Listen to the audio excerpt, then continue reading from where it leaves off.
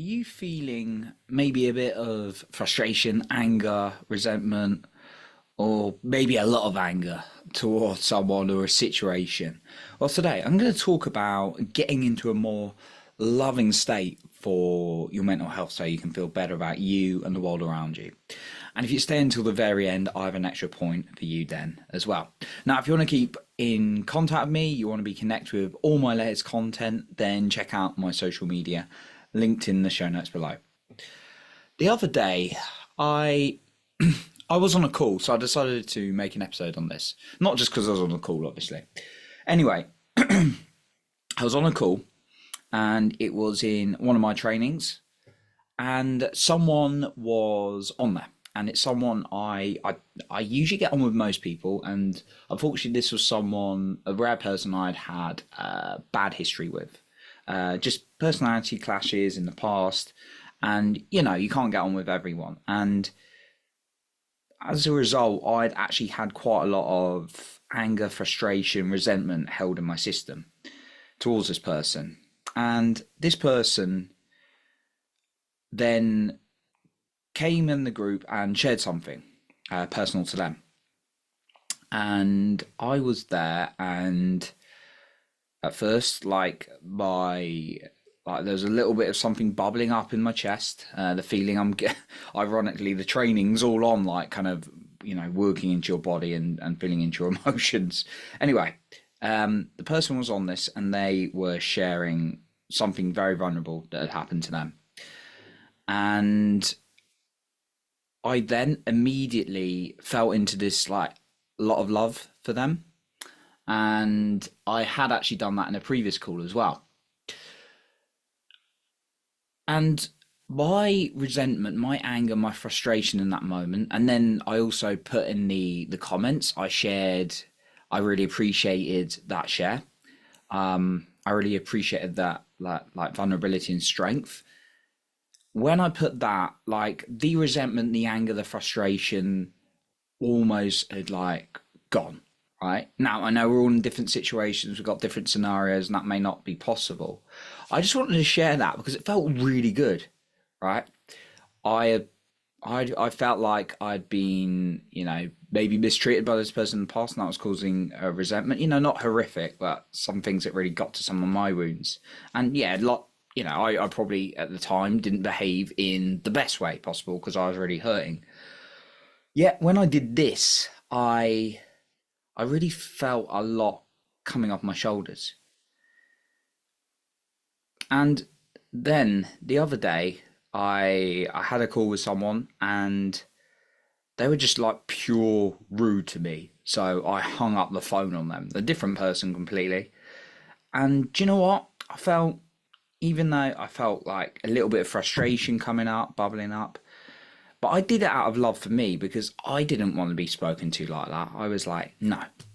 And I actually sent loving thoughts to that person because they were probably just coming from their own place. And that's what I've realized. People will only come from their experiences and their model of the world.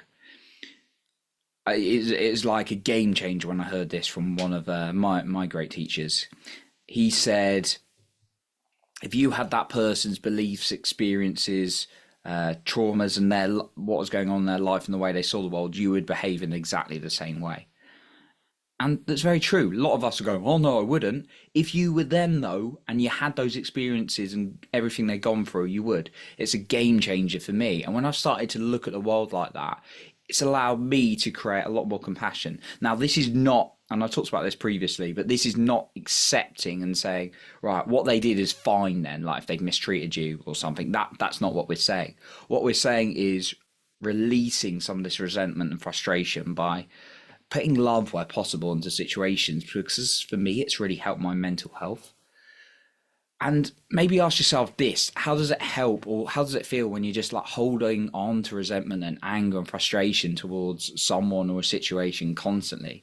Because if you feel like you give that up, you're giving up your power. Well, I've realized that the true power comes from sending love out, and particularly to myself. That is the true freedom. And if you think about you, right? Again, it's not accepting what they did. If they've done something horrendous, it's fine. You don't have to talk to them again. but energetically, there's always energy there, and if you're always thinking angry or hurtful thoughts towards someone, that's draining a lot of your energy. And that's what I realized, and that was a big release, and it felt good. And they actually responded quite well to it. They reacted with a love heart back to it, and some other people did as well, as an emoji in the reaction. So I want to give some guidance on how perhaps you could get into a more loving state, because another lesson I've learned, that one of the great strengths of going through life is to live in a place of love with ever more challenging circumstances. Yeah, there's going to be things that are going to really test you. And what I found personally is that when I put out a good intention to be loving, like things will go almost wrong, or not, well, not wrong, but not to how I think they should go straight away, to really test me. So don't be surprised if you put an intention out there and then things come in to test you straight away. It's happened many, many times. But it's about connecting to your intention and realizing how much of a priority it is for you. So here's some guidance. I'm going to give you some quick tips that really allow me to connect to a more loving place in life, because I believe there's nothing more powerful in this life than connecting to the feeling of love. Now, it may sound cheesy and corny, but when you really feel it, that place of like connecting to everything and everyone, it's so beautiful. Like, fear doesn't exist, hatred, anger doesn't exist. And of course, when we're human beings, we're not going to live there 100% of the time, right? We're not going to live in this loving, I feel connected. But I'd like to live there more times than often. And again, it's not about like letting people off the hook, letting them run all over you.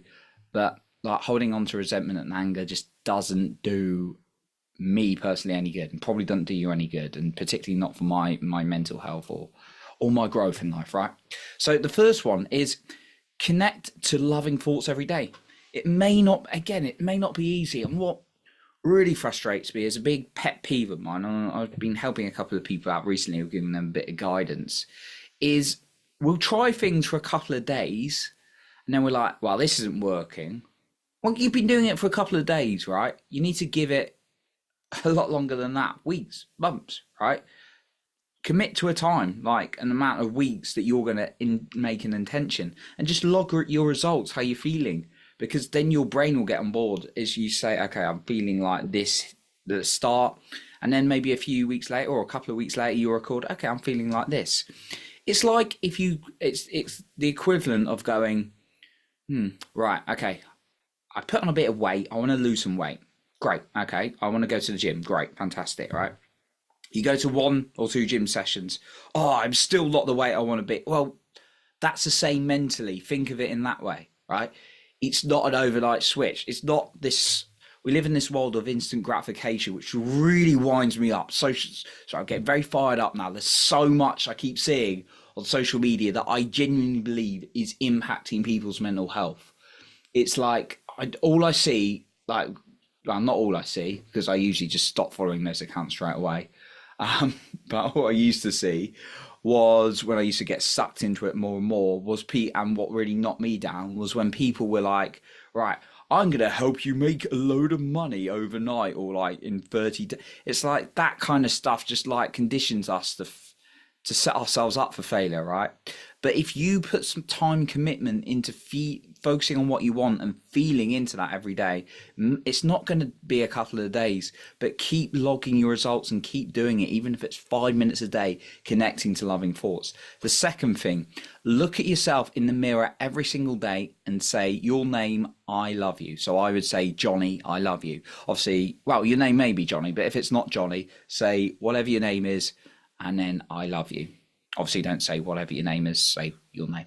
You get it anyway. I don't know why I'm saying that. I'm just being random today. So anyway, but the points are very true and what works for me. So say your name and then I love you to yourself, right? And then the third one, schedule kindness. Have a kindness menu. Kindness is not about like draining yourself and like being everyone's servant. It's about putting out a good energy. And again, like, make sure you've got your time to yourself and what you want to do, and you know what makes you feel good. Also, I find it really good to schedule in kindness. Like I've been like reaching out to my mates who may be not feeling so good, and being like, okay, yeah, do you want to talk? Let's have a chat, right? That's my kindness. It might be giving a homeless person a bit of money, might be giving them some food, might be donating to a charity, might be even just opening the door for someone, might be helping someone cross the road who's struggling, right? Schedule kindness in your weeks and your days, right? Because that really allows you to connect to a more loving feeling as well. Got a final point I want to share. Just before I go on to that as well, I want to mention that if you want to connect with me further, if you want to follow my social media, then I have linked it in the show notes below. My final point, bonus point I really want to share with you today is hang out with more loving people.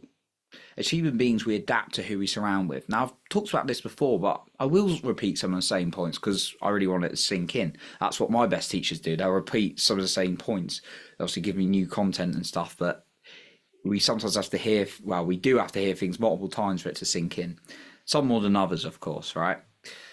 Now, hang out with more loving people, good intentioned people. If you're hanging out, if you're like thinking, I want to be in a more loving space and feel good about myself, but you're hanging out with people who just bitch and moan and complain all the time, it's not going to work. I'm just going to be frank with you. It is not going to work, this transformation to be a loving human being, because you're going to adapt to what's around you. I've even found that in the workplace. When I've had someone who's just moaning, I find I moan more, right? And I have to say, right, okay, I'm going to work a bit separate. I'm going to move somewhere else, right? So hang out with more loving people. You can find groups, organizations, charities, people, those kind of people who do it, right? Maybe you know those people. And the other thing you can do is also listen to podcasts like this one or audiobooks where you've got great people, maybe someone who's got strong character, loving, great heart, and learn more about them. Maybe you want to read about someone who's like a role model to you, who's made a big impact positively on the world.